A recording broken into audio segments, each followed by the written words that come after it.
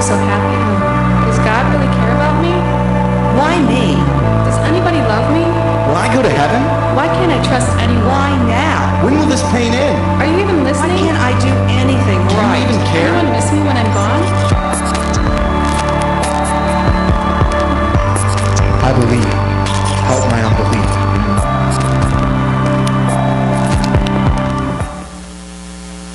So I had a number of people in my life that kind of invested in me at an early age, and one of those men was named Leon. He was one of the elders at the church that I grew up at, and he was really an ornery soul. He was the kind of a person that he would tell a story with just a deadpan face, and it would end up being a joke. He was the kind of man that you were just always waiting for the punchline. One day he even was at the water fountain, and he got his hand wet while he was taking a drink. There was an elderly lady behind him, and he acted like he was going to sneeze, and he flicked the water on her face. The next week, she comes down with a cold, convinced that he gave it to her. And this is the kind of man that he was. And I loved him for what he did for me and continues to do in my life. Whenever I was in college, whenever I'd come home, he would ask me about girls. And he always had the strangest advice on how to quickly test whether or not a girl was going to be worth keeping around. One of the most frequent pieces of advice that he gave me was to let the girl drive my car and take it to the mall and get a dent in it, because that's going to happen, right? I mean, one day the girl is going to do something wrong, and so why wait till the end to find out how you're going to react, how she's going to react whenever everything falls apart? So just let her have the keys to your car now and scratch the car, dent it, and see how things work then. And it was actually pretty sound advice. Now, I never did it, but it's pretty sound advice because it's true. Perfection does not exist. What I've found to be true in the years since then is that many of us, we are so much more forgiving of others and their lack of ability to live up to perfection than we are to forgive ourselves.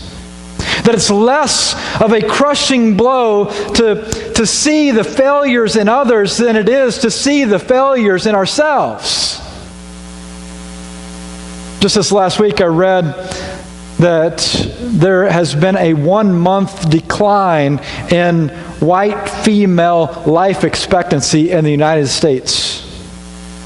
And this is the first time that life expectancies for white females has declined in a number of years. And it's really kind of troubling some of the medical professionals as they're trying to forecast and looking at why is this happening? Because we are gaining so much medical knowledge. We are able to treat things that once caused death at very early ages. We're able to completely eliminate those from our society. The survey revealed that cancer and heart disease and some of the major causes of death are actually on the decline. But one of the greatest increases among white females is suicide. That women are starting to commit suicide at increasing rates at younger ages. Madison Holleran is an example of one such person. If you were to look at her life, you would have said that she had it all. In high school, she was an all-star athlete in 2 sports. She won state in soccer 2 consecutive years. Her senior year, she wins state in the 800-meter track. She was offered a full scholarship to Lehigh University to play soccer, and that was her love. But then she received an offer to Pennsylvania University, an Ivy League school, to run track. Now, she didn't love it as much as soccer, but it gave her an entry into an Ivy League school. And so she accepted. And she began to struggle not to succeed, but to live up to her own standards. And so, after the first semester, she comes home and her family immediately knows that something is wrong. She's not smiling anymore. They ask her whenever she goes back to school to find a therapist, but then on January 17th of 2014, Madison goes to school that morning. She takes a test. She tells some friends that she will meet them at a restaurant later that evening. She goes to the bookstore to buy some gifts for her family, and then she walks across the street, walks up 9 flights of stairs of a parking garage, and leaps to her death off of the parking garage. Friends and family are completely stunned. Here's a young woman who was beautiful, who was succeeding, and yet, because she could not come to terms with being able to meet a certain standard that she had set in her mind, it became easier just to not try at all. Whenever I was playing football in high school, I had a coach in halftime one of our games, and I went to a small school, and we were never any good at football. I think in the entire 4 years that I was there, the school probably won about 4 or 5 games. I mean, it was just a terrible football team. We lost every game. And in one of these games, the coach comes in, and he's just yelling at everybody, saying that we aren't even trying.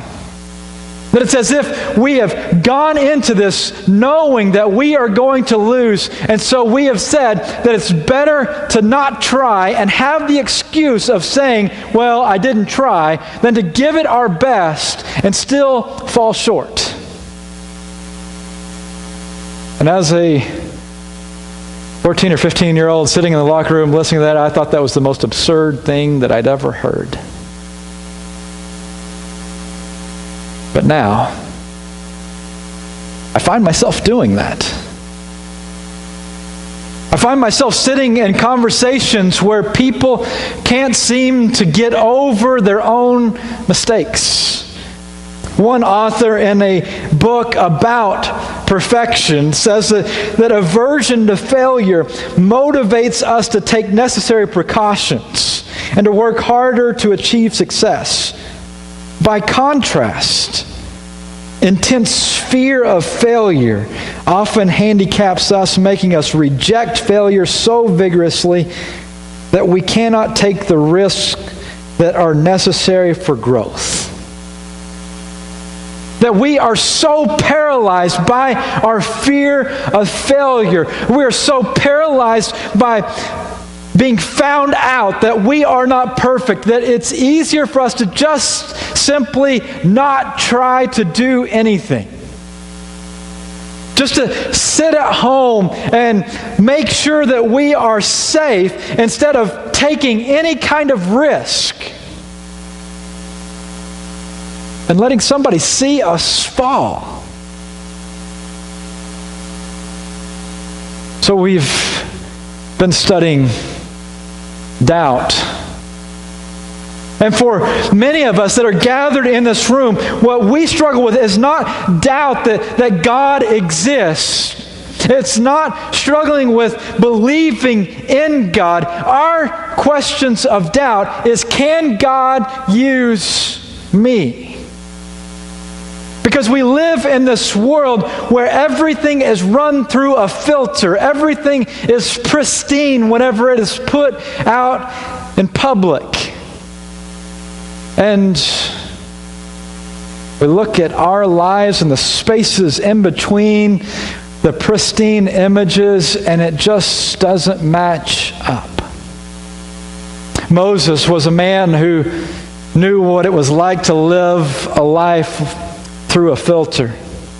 You remember his story. He was born in captivity and he should have died, but through some providential circumstances, he was saved. And he's given the name Moses, which means drawn out of the water. It was a constant reminder that he was saved.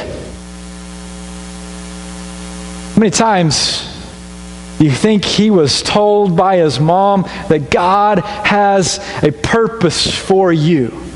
That you should have died whenever you were an infant. But God spared you. God has big plans for you. He's raised in the household of the Pharaohs. He's given the greatest of educations in that world. He's trained as a leader. And then he's rejected by his people. Spends 40 years herding sheep. And then he sees something that he'd never seen before, this bush that is on fire, but it's not being consumed by the fire. It's just continuing to burn. And he walks over to see what it is, and he hears the voice of God saying that he's finally hearing the cries of his people, the nation of Israel, and he's going to deliver them. He says, Moses, I want you to deliver the people. And then in Exodus 3, verse 11, Moses says, but who? Who am I? Who am I that I should go to Pharaoh and bring the Israelites out of Egypt? Moses is telling God, you've got the wrong number. You remember the days before caller ID, whenever the phone would ring and you had no idea who it was? And often it was somebody that you didn't want to talk to. It was a creditor, or it was a telemarketer trying to sell you something. And whenever you didn't have the caller ID and you didn't know who it was, in my family, because our last name is not just, you can't read it phonetically. If somebody's asked if Mr. Keele was there, we knew it was somebody that we didn't want to talk to. And so my response became, you've got the wrong number. Nobody lives here by that name. Because we didn't go by Keele. Our name was Keele. And if they mispronounced the name, I knew they had the wrong number. I didn't want to talk to them. That's what Moses is saying. God, it's too late. You missed the mark. The timing just simply isn't right. I tried to do this 40 years ago, God. Where were you then? But now, I'm 80. And I'm just too old. Paul knew what it was like to try and live life through a filter. As he was always being compared to other people. And there were people that were claiming to have visions and knowledge and insight that Paul didn't have. And they would come behind him and try and correct everything that he was teaching. So in the second letter to the Corinthian church, this church that Paul had loved and spent a great deal of time with, he says, I've had visions. I've had visions that called me up into the third heavens, into the highest heavens. And you know what that got me? 2 Corinthians 12, verse 7. It says, because of these surpassingly great revelations, in order to keep me from becoming conceited, I was given a thorn in my flesh, a messenger of Satan to torment me. Too many people think that I shouldn't be having these struggles. That if I was really a righteous person, if I was really the kind of person that God could use, then I would not be having these temptations. I would not be having these thoughts. I would not be wrestling with this issue. But do you know that the closer you get to God, the more insecure you feel? The more unholy you start to see that you are? I don't know how many times I have gotten dressed in the dark. Either I've gotten up and it was still dark and I didn't want to wake people in the house, and then I walk out and I see that, man, I look like a mess. The clothes that I'd picked out have stains on them. They're colors that don't even match. And I thought I was looking good because I was getting dressed in the dark. But then I move out in the light and I see all of the flaws. The closer you get to the light, the more you become aware of your flaws. The more you try to do for God, the more you're going to draw the attention of Satan, the adversary, who is going to come and torment you. So it is wrong to assume that just because you are facing these temptations that you are disqualified. Paul says that it is the result of these visions. It's the result of the holiness, the blessings of God that he is facing these trials. Peter knew what it was like to live life through a filter. He was one of the first to be called to be a disciple of Jesus.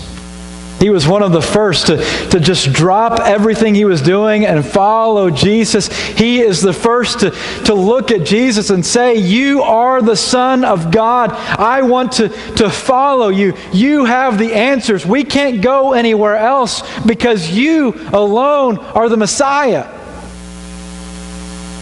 And he's the first to say, when asked, "Weren't you with Jesus?" He was the first to say, I don't know who you're talking about. I've heard of a lot of people named Jesus. You're going to have to be a little more specific than just the name Jesus. Weren't you with that guy who's causing all this trouble, who's now being arrested? Surely you're with him because you're from the same neck of the woods that he is, and you wouldn't be here if you weren't with him. Your accent gives you away. If I know that guy, may I be cursed by God. And then the unexpected happens. The tomb is empty. Jesus rises from the dead. And he appears to the women who come to the grave. Mark 16, verse 7. He tells these women to go tell his disciples. And I want you to look at the next two words. To go tell his disciples and Peter. Why would he say, and Peter? I mean, Peter was one of the disciples. So it's not like he's trying to include Peter into something that he wasn't already a part of. Peter was one of the special three. He was one of the closest to Jesus. He was a disciple. What Jesus is telling these women is to go to the disciples, especially Peter. Because Peter has become painfully aware of his failure. It was Peter that Jesus told that this night you are going to deny me. It was Peter who of all should have been looking and seeing the signs. He should have known that this was coming and been able to change and been able to do things differently and not make this mistake. And yet he still made it. What gracious words these two small words are. And Peter. Jesus is teaching Peter that a failure does not make a flop. That Moses learned that just because the timing doesn't feel right and you feel like you're too old, it doesn't mean that you are past your prime. Paul is learning that these thorns in his flesh may actually be the catalyst that God uses to open doors and to spread the gospel. One of my favorite passages in all of Scripture is this from 2 Timothy chapter 2. Paul writes that in a large house there are articles not only of gold and silver, but also of wood and clay. Some are for special purposes and some for common use. Those who cleanse themselves from the latter will be instruments for special purposes, made holy, useful to the master, and prepared to do any good work. Paul says that in your house that you have all kinds of instruments. They're made out of all kinds of material. And what separates them is not the material that they're made for, but the purpose they are designed for and the purpose they are set apart for. What they are designed to do and what they are set apart to do is what defines what the instrument is. Now, this idea may sound a little bit abstract, so let me try and paint a picture for you. Porcelain bowl.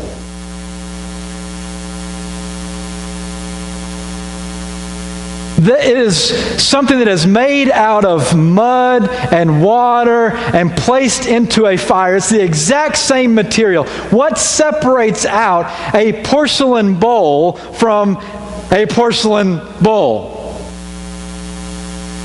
Now, this is the image that Paul is talking about here.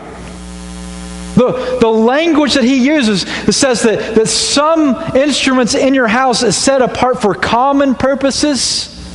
The word common is a word that means refuse, that means waste.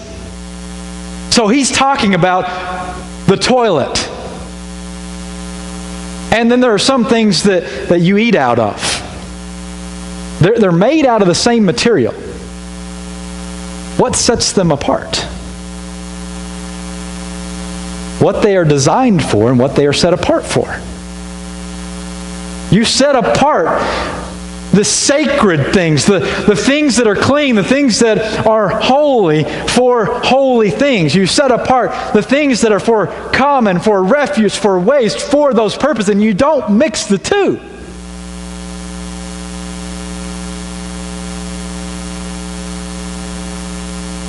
And you are designed for, set apart for the purposes of God.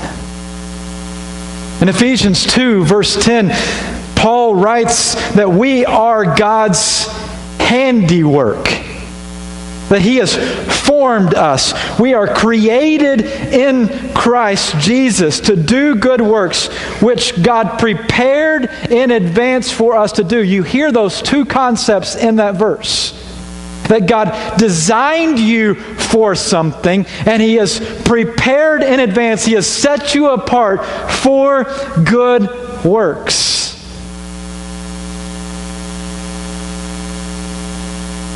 But I know the pushback. Jeff, you don't know what I've done. You don't know what runs through my head on a daily basis. And you're right. I've said it before, and I will continue to say it, that if I knew what was running through your head, I probably wouldn't let you be a part of my church. And if you know what was running through my head, you probably wouldn't let me be in your church. Because we are sinful people.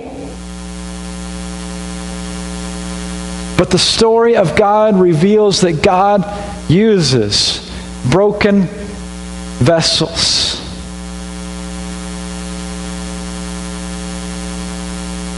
Japanese shogun by the name of Ashikaga Yoshimasa.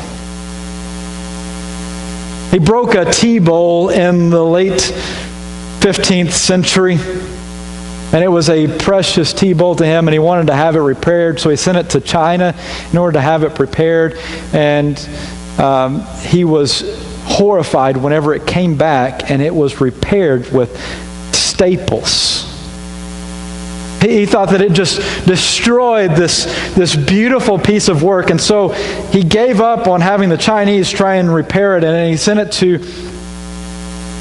the artisans of his own country. And one day, somebody decided that what they would do, instead of trying to hide the flaws, that they would repair it with epoxy, and they would mix it with gold dust. And what they did is they made the flaws, they made the broken pieces more noticeable. And so what you see here is a picture of this sacred and valued piece of pottery.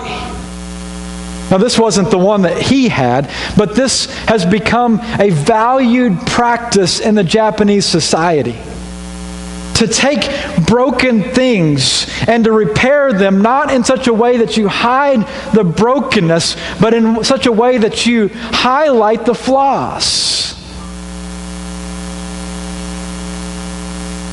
It's a form that's known as kintsugi. And I think that this is something that is tapping into the story of God. That you see God calling a man who was a murderer. You see God calling a man who had given up on his people and fled his country. And he says, I want you to go and speak to Pharaoh. And Moses says, wait a second, I have a speech impediment. And God says, that's great, because I'm going to be glorified through that speech impediment.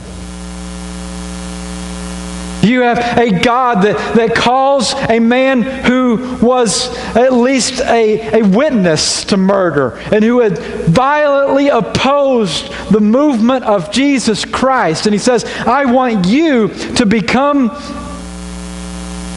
the vessel through whom I take this message to the world.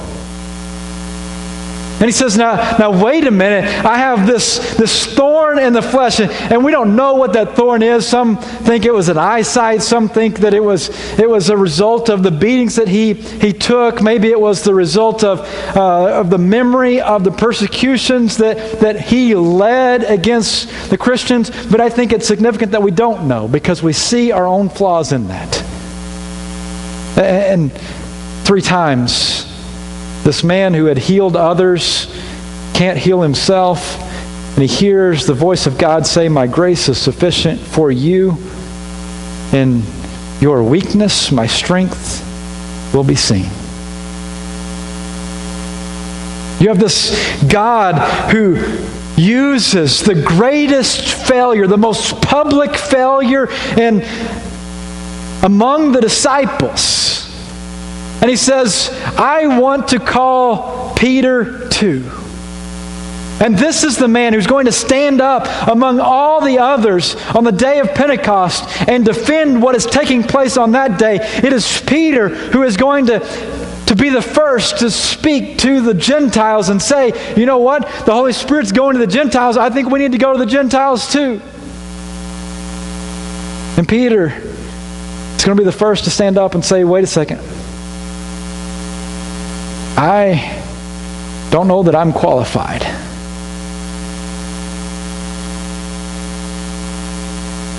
But there is a false assumption in thinking that we are disqualified because there has to be a way that you are qualified first.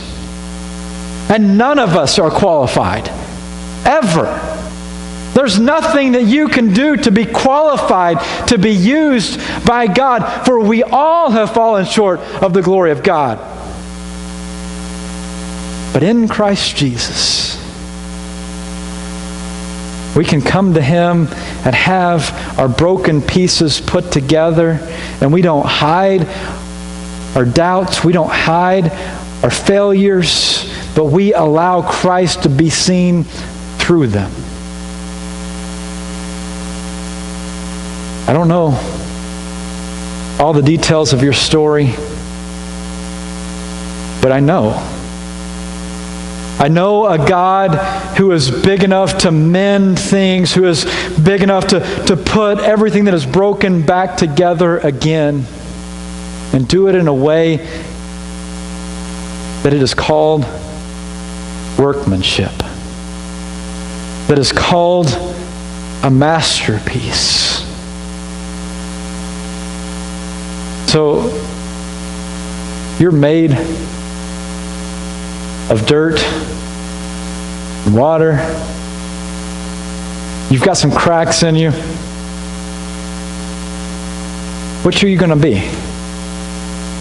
If you would put the slide of the porcelain bowl up there again. Which are you going to be? Are you going to allow those cracks to say, you know what, I'm junk, and so I'm just going to fill my life with junk? Or are you going to come to Jesus and say, you know what, yes, I'm broken. Yes, I have filled myself with junk, but I want to get rid of that.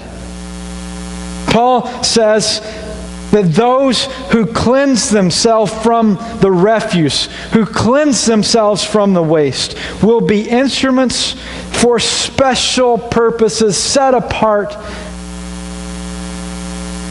for any good work. Will you come and allow Jesus to use you? Will you allow God to use you? In your old age, in your too young of an age, in all of your sinfulness, will you bring yourself to God and allow Him to put you together? Will you allow Him to use you? Because you are designed for it. You are set apart for it. He has prepared in advance good works for you to do.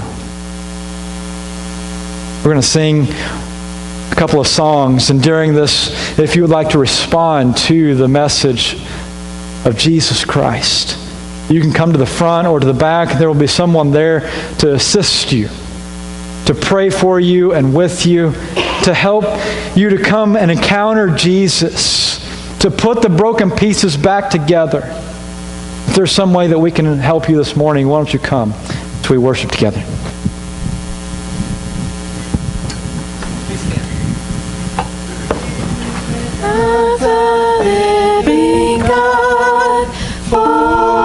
Fresh on me.